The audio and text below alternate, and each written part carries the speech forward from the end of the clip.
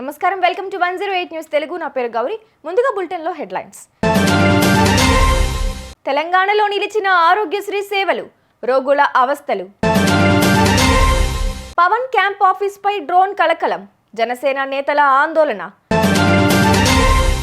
కౌలు రైతులకు పంట రుణాలు, భూ యజమానితో ఒక్క ఫోన్ చేయిస్తే చాలు. Rohit Sharma Ajit chat leak, mic ఆన్లో ఉందని తెలియక ఆ మాట అనేశాడుగా. తెలంగాణ వ్యాప్తంగా ఇవాళ ఉదయం నుంచి ఆరోగ్యశ్రీ సేవలు నిలిచిపోయాయి. దీంతో ప్రజలు తీవ్ర ఇబ్బందులు పడుతున్నారు. ఆసుపత్రులకు ప్రభుత్వం ఆరోగ్యశ్రీ సేవల బకాయిలు విడుదల చేయకపోవడంతో ఆసుపత్రుల యాజమాన్యం సేవలను నిలిపివేస్తున్నట్లు ప్రకటించారు.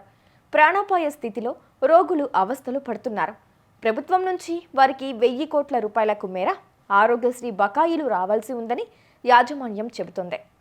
ఇటీవల ఉప ముఖ్యమంత్రి భట్టి విక్రమార్క రాష్ట్రంలోని ప్రైవేట్ ఆసుపత్రుల యాజమాన్యాలతో ప్రత్యేకంగా సమావేశమై ఆరోగ్యశ్రీ నిధుల విడుదలపై చర్చించారు.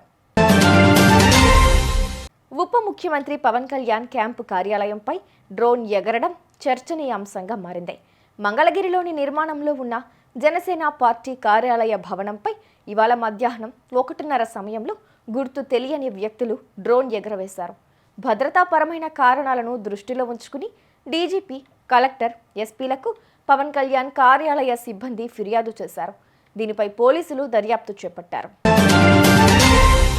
కౌలు రైతులకు పంట రుణాలు మంజూరు దిశగా బ్యాంకర్లు, వ్యవసాయ, రెవెన్యూ అధికారులు క్షేత్రస్థాయికి వెళ్లి అవగాహన కల్పించేందుకు రంగంలోకి దిగారు.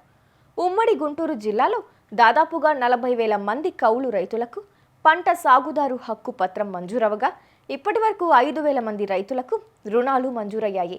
పంట సాగు చేసే వారికి రుణాలు ఇవ్వాలని కూటమి ప్రభుత్వం స్పష్టమైన ఆదేశాలు జారీ చేసిన నేపథ్యంలో అధికారులు చర్యలు చేపట్టారు.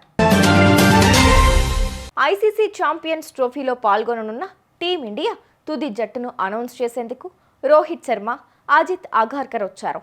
ఈ క్రమంలో ఏర్పాటు చేసిన ఓ మీడియా కాన్ఫరెన్స్లో వారు మాట్లాడుకున్నారు. అయితే మీటింగ్ ప్రారంభించేందుకు ముందే రోహిత్, అగార్కర్ మధ్య చిన్నపాటి చిట్చాట్ జరిగింది.